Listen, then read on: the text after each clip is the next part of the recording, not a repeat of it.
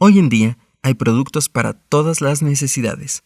Alimentos con distintas cargas nutricionales, transportes eléctricos, híbridos o de gasolina que pueden ser individuales, familiares o colectivos, shampoo para cada tipo de cabello y hasta chatbots que resuelven cualquier tipo de duda casi como una persona real. Si todas nuestras necesidades están aparentemente cubiertas, ¿cuál es la importancia de algo tan intangible como la salvación? ¿Por qué la necesitamos? Hoy, la palabra de Dios nos invita a reconsiderar nuestra salvación. El propósito de que el Señor Jesucristo viniera a la tierra fue que con su muerte y resurrección, cada ser humano en el mundo tuviera la oportunidad de alcanzar salvación en Él. Pero antes de llegar a la cruz, el Señor Jesús enseñó con claridad por qué era necesario que el ser humano tuviera salvación. En el capítulo 15 del libro de San Lucas, hay 3 parábolas con las que el Señor Jesús ilustró las razones por las que los seres humanos necesitamos ser salvados. En estas 3 historias la palabra clave es perdida, que, junto con sus derivados, aparece 7 veces en este capítulo. La primera historia es sobre una oveja que formaba parte de un rebaño de 100. En una ocasión, el pastor de este rebaño se dio cuenta de que hacía falta una de sus 100 ovejas. Podemos asumir que este animalito decidió apartarse un poco del resto del grupo, y luego otro poco, hasta que la oveja estuvo completamente perdida. La oveja no se perdió porque ese fuera su deseo explícito, se perdió por falta de cuidado. Un animal como ese, sin un pastor que la cuide y sin la protección de un grupo numeroso, está indefensa. Sin embargo, el pastor de esta historia dejó a las 99 ovejas para buscar a la que hacía falta. Una vez la encontró, la puso sobre sus hombros y la llevó de regreso, y hasta compartió con otros la felicidad de haber encontrado a la oveja faltante. El pastor de esta historia es Dios, y la oveja somos usted y yo. El ser humano que anda sin Dios vive en desamparo y desesperanza. Busca defenderse por sus propios medios de todas las adversidades que tiene la vida, pero igual que la oveja en un campo lleno de lobos, no tiene ninguna oportunidad. A veces, alejarse de Dios no parece tan grave hasta que uno se encuentra en el abismo y se pregunta 2 cosas. ¿Cómo llegué aquí? ¿Y dónde está Dios ahora? Sin embargo, Dios no abandona. Fíjese cómo el pastor deja a 99 ovejas obedientes para ir a buscar a una que está perdida. Dios busca activamente traerle a usted a su presencia. Muestra de eso es que usted está escuchando hoy este mensaje. Esta historia nos enseña un principio fundamental. No podemos salvarnos a nosotros mismos. En la segunda historia, el Señor Jesús nos habla de una moneda, un dracma. El Señor Jesús preguntó a quienes lo escuchaban: ¿quién de ustedes, si tiene 10 dracmas y pierde uno, no hace todo por encontrarlo? Encender la lámpara, barrer la casa y no parar de buscar hasta encontrarlo. En nuestro caso, cuando nos falta aunque sean 50 centavos para nuestro pasaje del camión, ¿no rascamos hasta los mínimos dobleces de las bolsas, mochilas y bolsillos para encontrar esa moneda? ¿Y cuál es el problema de no encontrar una moneda? Que uno no puede gastarla, no puede usarla y por lo tanto, la moneda no cumple su propósito. Mientras esté sin usar, mientras no entre en el ciclo económico, una moneda no tiene ningún valor. Es un simple pedazo de metal. Para la persona que lo perdió, en cambio, tiene el valor justo que necesita para cumplir sus propósitos. La persona que busca la moneda es Dios, y esa moneda que rodó por el camino más fácil somos nosotros. Lejos de Dios, ignoramos el propósito que Él tiene para nuestras vidas. Ignoramos nuestro propio valor, porque en la oscuridad debajo del sillón no hay quien le diga a la moneda cuánto vale, lo que puede lograr si alguien la usa bien. Sin embargo, todo ser humano tiene un propósito diseñado por Dios y un valor impagable de otra manera que no fuera la sangre pura, inocente y santa de Jesucristo en la cruz del Calvario. Esta historia nos enseña otro principio. Sin Dios, no tenemos propósito propio. La tercera historia es tan conocida que hasta tiene título: El hijo pródigo. Es la historia de un padre que tenía 2 hijos. Un día, el hijo menor le exigió a su padre, un hombre muy rico, que le diera su herencia. El padre lo hizo y su hijo juntó todo su dinero y se fue de su casa. Muy lejos de ahí, en un lugar apartado, se gastó todo el dinero que tenía. Y justo cuando se le terminó, vino tal crisis económica en aquel lugar que ese hijo de un hombre rico se convirtió en un desamparado. Obtuvo trabajo cuidando cerdos, pero ni siquiera le daban a comer de la comida de esos animales. Note en esta historia que los judíos consideraban a los cerdos un animal impuro, así que cuidarlos, y más aún envidiarles la comida, era el más bajo nivel de la degradación social y moral. En esa crisis, dice el Señor Jesús, que el hijo volvió en sí y reconoció que había hecho mal al exigir y despreciar a su padre. Decidió volver a su casa, reconocer su error y pedir perdón. No se atrevería a pedirle a su padre que lo recibiera con la dignidad de un hijo suyo, por todo lo que había hecho, por cómo lo había tratado. El hijo se conformaría con ser uno más de los trabajadores de su antigua casa. El hijo volvió a su casa. Antes de que llegara, su padre lo divisó por el camino. Ahí estaba el hijo que le había sacado el dinero, que lo había dejado atrás. Seguro se habría visto mucho más delgado, sucio, andrajoso. Y mientras aún estaba lejos, el padre dejó todo lo que estaba haciendo para ir a alcanzarlo. Brazos abiertos, lágrimas en los ojos. Al llegar se le echó encima y lo besó. Había extrañado tanto a su hijo, se había preocupado tanto por él. Su hijo le pidió perdón y le pidió convertirse en su trabajador. Pero su padre ordenó que le pusieran el mejor traje que encontraran, que pusieran en su mano un anillo para que todos lo reconocieran como un hijo suyo. Y además hizo una fiesta enorme para dejarles saber a todos en su casa que el hijo que había estado perdido ahora estaba nuevamente hallado en casa. ¿Cuántas veces hemos sido exigentes con Dios? Dame lo que te pido, me lo merezco porque soy tu hijo. Declaro que lo tengo porque soy hijo de Dios.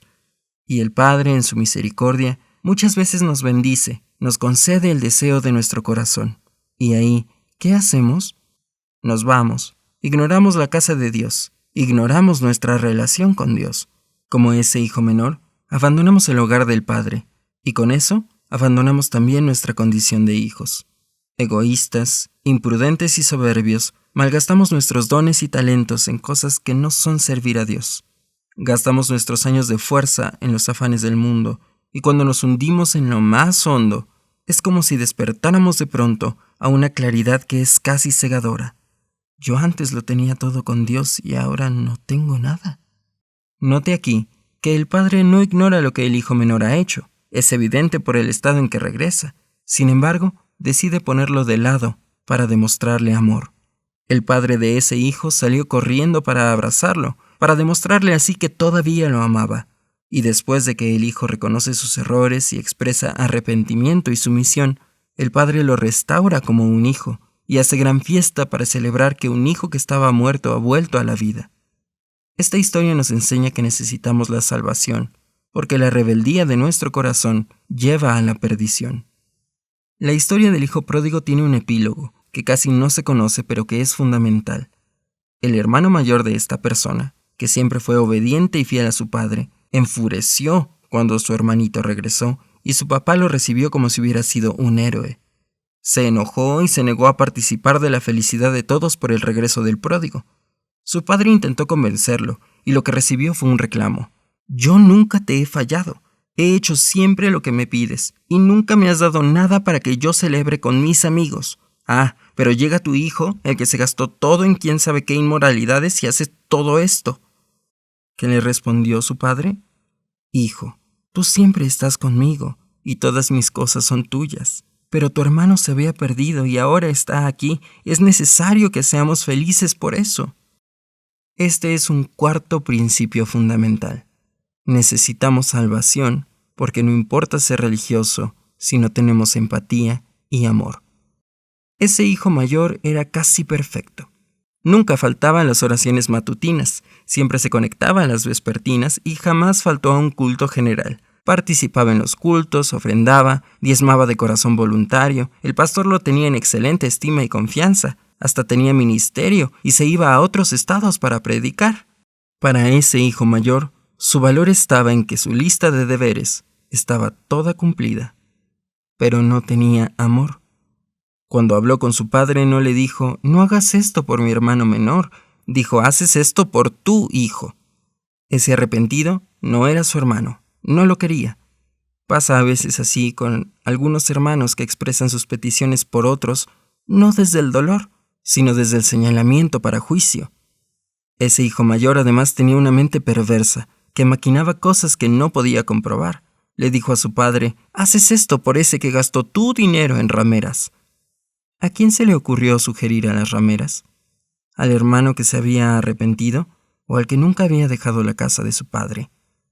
Cuando a usted le dicen algo de alguien más, pregúntese: ¿lo que me dice lo puede comprobar o está saliendo de su propio corazón? Estando tan cerca del gozo, el egoísmo hizo que ese hijo mayor se quedara fuera de la presencia de su padre. Él todo lo hacía bien, menos lo más importante: amar. Y el que no ama, no conoce a Dios, porque Dios es amor. ¿Qué aprendemos con estas 3 historias? Que necesitamos salvación porque no podemos defendernos solos de peligros espirituales y materiales.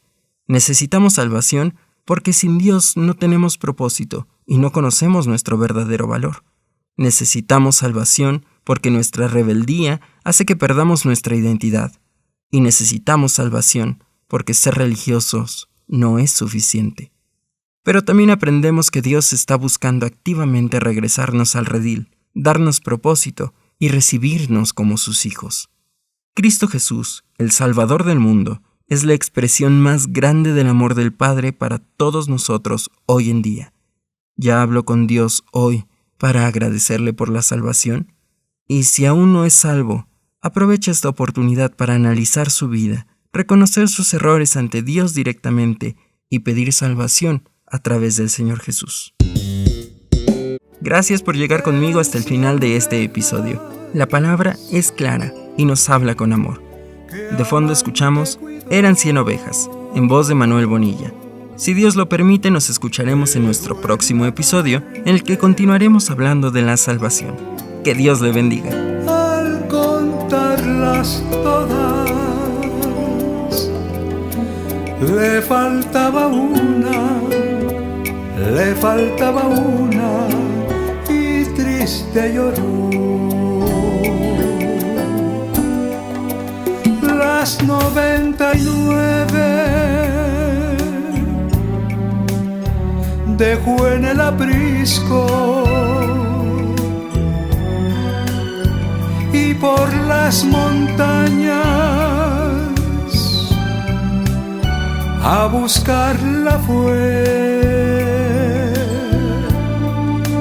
La encontró gimiendo,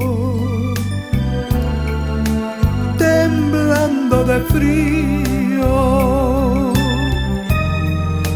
Ungió sus heridas, la tomó en sus brazos y al redil volvió.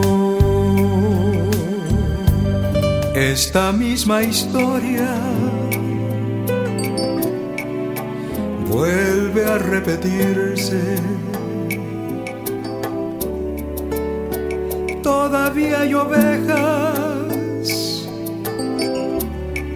que errabundas van, con el alma rota,